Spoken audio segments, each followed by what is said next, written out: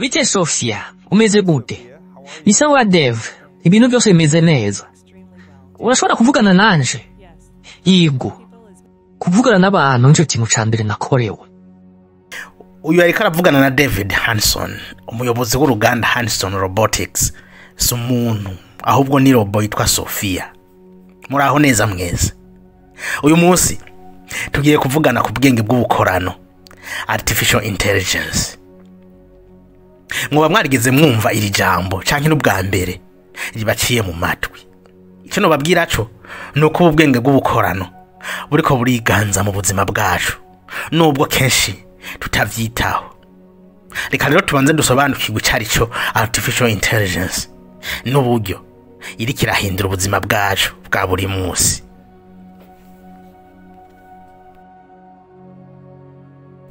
Artificial intelligence ni igice c'ubuhinga gifatiye kuri nyabwonko, bimwe bita computer science, gikora systeme z'imashini zishobora kwigana ubwenge bw'abantu. Programme za artificial intelligence zifata amakuru zikuye ku biganiro canke ibikorwa bitandukanye, maze zigakora ibikorwa nko kwiga, gutegura imigambi, gushikiriza ubumenyi, kubona no gutora inyishu z'ibibazo, ndetse zikagerageza kubikora kurusha ku rugero rw'ubwenge bw'umuntu. Akarorero koroshe n'uburyo ushobora kuvugana na telefone yawe nayo ikakumva no kugufasha gukora ibyo ushaka. Ugeze wumva Siri, Google Assistant, ChatGPT. Utwo ni tumwe mu turorero twa artificial intelligence turiko turafasha abantu no munsi.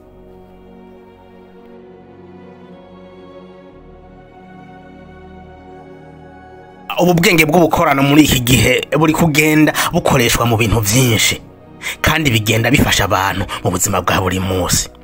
Aha twovuga ubuvuzi. Ubu bwenge bw'ubukorano bufasha abaganga kubona indwara mu buryo bwihuse, cyane cyane indwara zaho ubuhinga bwinshi nka kanseri. Ibi bikorwa hifashishwa amafoto y'ingingo z'umubiri, aho nyabwonko zifasha abaganga kubona amakuru byihuse kandi neza.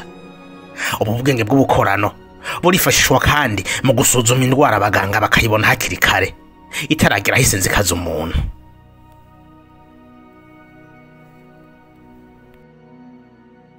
Ubu bwenge bw'ubukorano ntibukoreshwa mu buvuzi gusa, buranakoreshwa mu burimyi, aho bufasha abarimyi kurwanya udukoko n'indwara z'ibiterwa. Si ibi gusa, hari n'imashini zikoreshwa mu mirima zikoresha ubwenge, nk'imashini zirima zitagira abashoferi. Hari uburyo kuvomera hifashishijwe ubu bwenge, hari systeme zo gufumbira, hari utudege duto duto dukoresha ubuhinga bwa IoT, hari n'uburyo bwo gusasira imirima hifashishijwe ubu bwenge, hari programme za vertical farming, hari n'imashini zikoreshwa mu nzu zimwe bita greenhouse, tutibagiye n'imashini zifashishwa mu gusarura. Ibi byose bituma umwimbo wiyongera, na cyane cyane ku isi yugarijwe n'ikibazo cyo kuronka ibifungurwa bikwiriye. Ubushakashatsi bwerekanye ko ubu bwenge bushobora kongera umwimbo ku rugero ruhambaye kandi bidukikije bitasinzikariye. Twibukanye ko ubushakashatsi bwerekanye ko mu myaka y'ibihumbi 2050 tuzoba tugeze ku miliyaridi 10 z'abantu bari ku isi. Rero ikibazo gikomeye ni gute isi ishobora kuronka ibyo kurya bikwiriye, na cyane cyane ko turi no mu gihe cy'ihindagurika ry'ibihe, bimwe bita changement climatique. Imwe mu nyishu zihuse kandi ziri efficace ni gukoresha ubwenge bw'ubukorano, artificial intelligence. Ubu bwenge bw'ubukorano kandi burakoreshwa mu bijanye no kwiyunguruza cyane gutwara ibintu n'abantu, aho imodoka zitwara zonyene zitarinze gukendera umushoferi.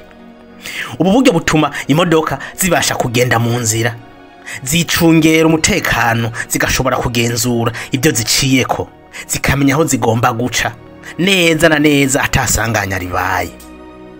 Ingaruka n'imibereho muri kazoza ni nyinshi cyane ku ikoreshwa ry'ubwenge bw'ubukorano. Murazi ko iyi artificial intelligence iri kuzana impinduka nini mu bice byose by'ubuzima bwacu, ariko hari impungenge nyinshi. Abantu bamwe bibaza nimba izotuma akazi ka benshi kavaho, kuko ishobora gusubirira abakozi benshi, mu gihe abandi bibaza ko ubu bwenge bushobora kuzorengera ubwenge bw'umuntu maze bukazimanganya ikiremwa muntu.